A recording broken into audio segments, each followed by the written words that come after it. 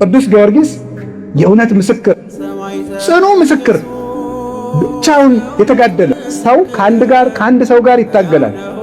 ሰው ከሰባ ንጉሥ ጋር ብቻውን ይታገላል። ያንተ አምላክ ማን ነው? ጌታዬና ፈጣሪ ኢየሱስ ክርስቶስ። ኢየሱስ ክርስቶስ ማን ነው?